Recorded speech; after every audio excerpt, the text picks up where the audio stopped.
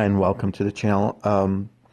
In this video I'll show you how to replace the rear caliper. Actually, the same procedure applies to front calipers too. The one I'm doing here is a specifically rear lift or rear driver, but this procedure applies to any caliper removal on these Mercedes-Benz. It's not just W220s.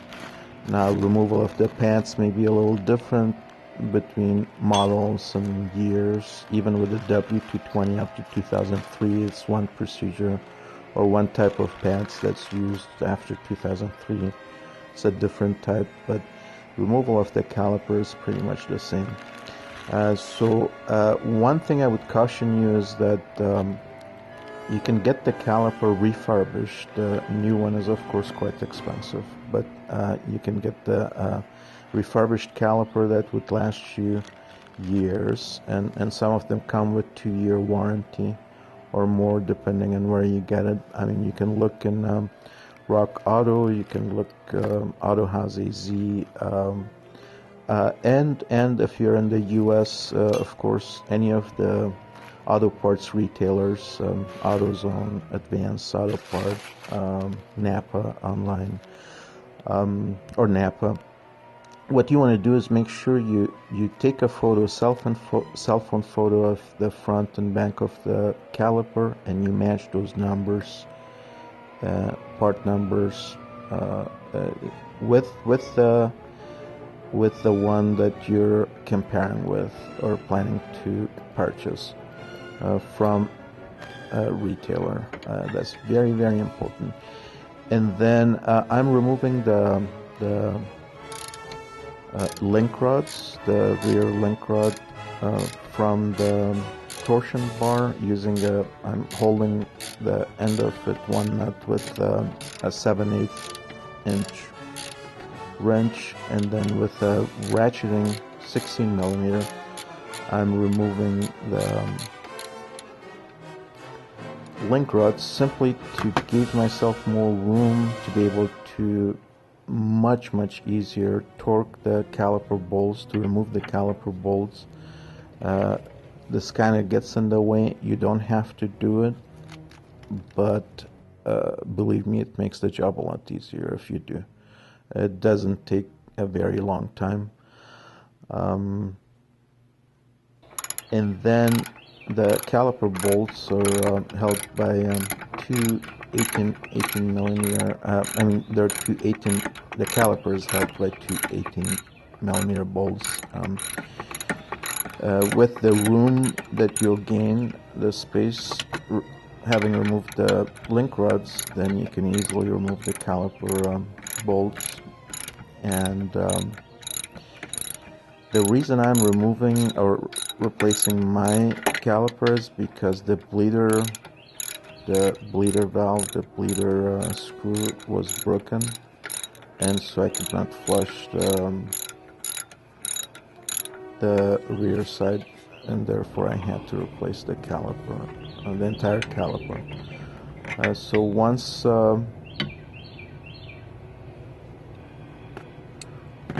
you remove the caliper bolts, then I'm going to show you two methods of removal of the caliper.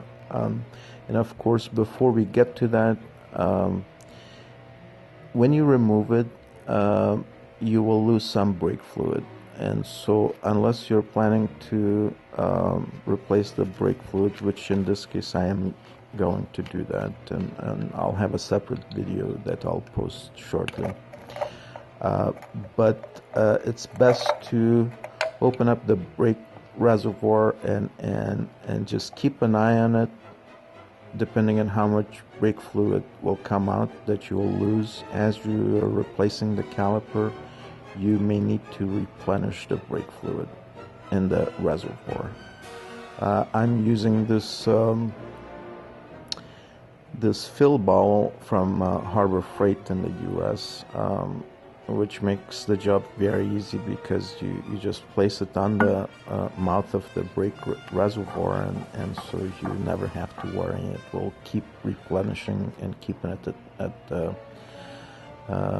at at a certain level. So, and I use this also to flush the brake fluid, which I will show you in another video, but it's good to have this. It's not very expensive, and you can get this from other manufacturers too, but the Harbor Freight one is the cheapest. Not sponsored, by the way, by any of these that I'm recommending. So this is how it goes on top of the brake reservoir, and then you open the valve and the brake fluid falls below, and it keeps the fluid level the same. And so using a 14 millimeter wrench, you just undo it. This is the brake hose to the caliper. You just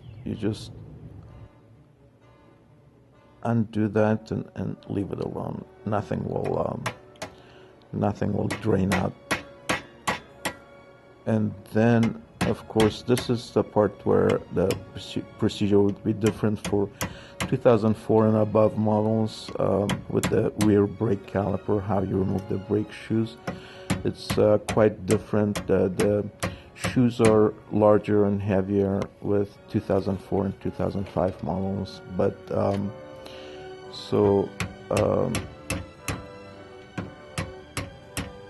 using a punch or whatever implement, you just remove the rod that's holding the spring bracket against the pads, and then you remove the caliper.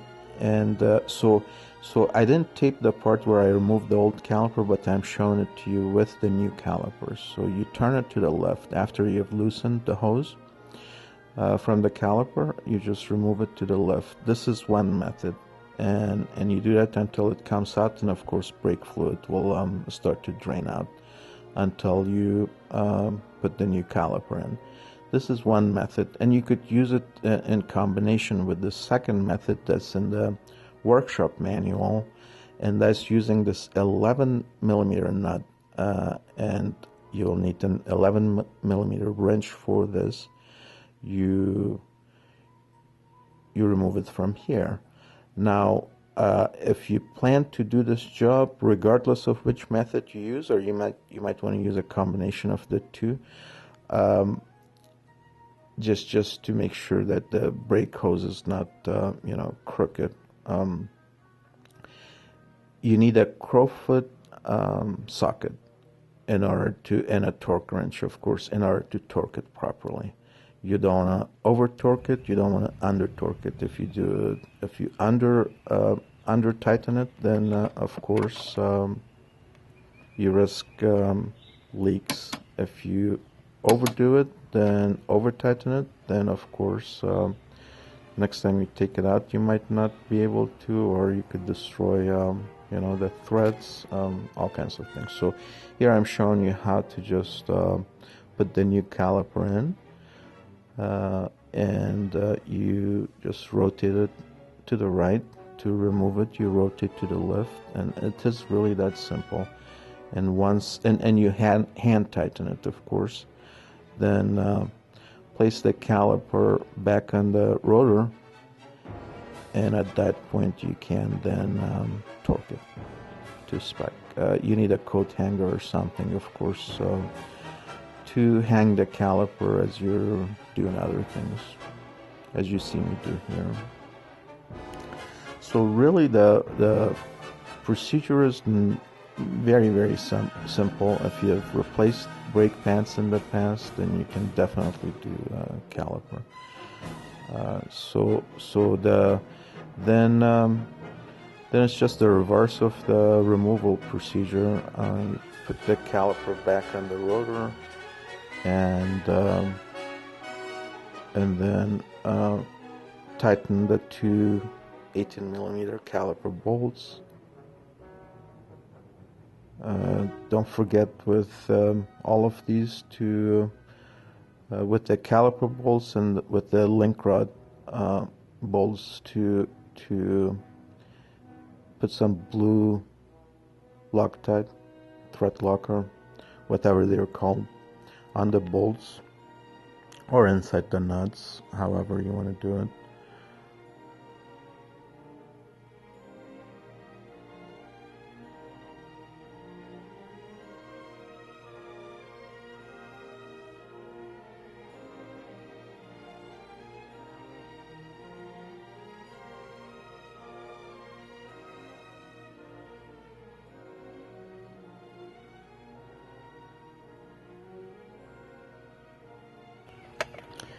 And once you have done that, then torque again using crowfoot, this time 14 millimeter as opposed to 11 for the other.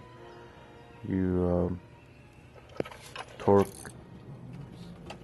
the hose to the caliper.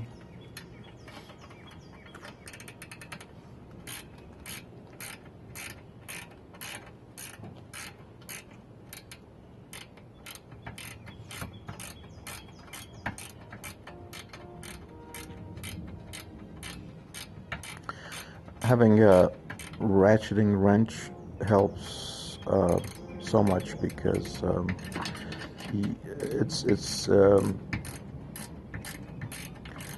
it will just save you so much time and effort if you have a ratcheting wrench.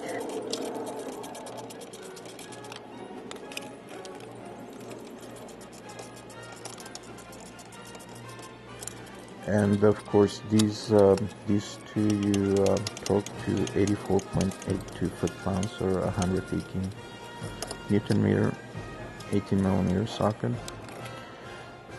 and then put the pads back in.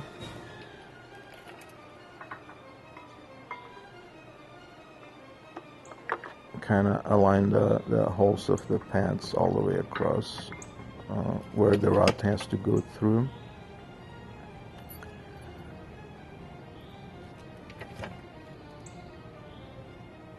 This bracket, of course, is what kind of adds tension to the rod as the rod goes through those holes, holding the caliper, the pads, and the caliper, aligning all of them at the same time. This bracket kind of springs backwards and adds tension to the rod so that the rod doesn't come out.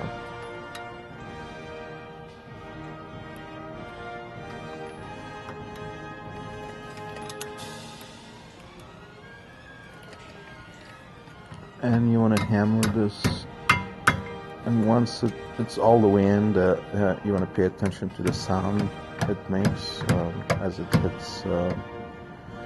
Part of it hits the other side of the caliper, and that's when you know it has gone all the way in. Then next you want to, after you've torqued the caliper bolts, which is the reason you remove the link rods anyways, to be able to easily remove the caliper bolts and to torque them. Then that's when you replace the link rod.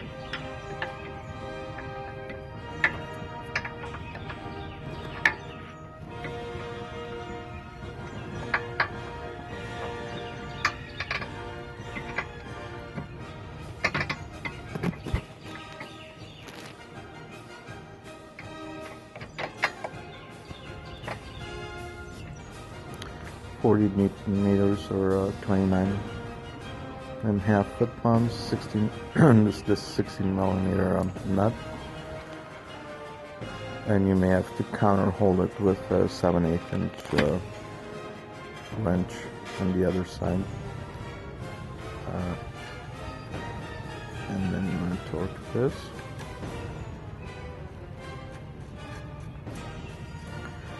And that's the end of the job.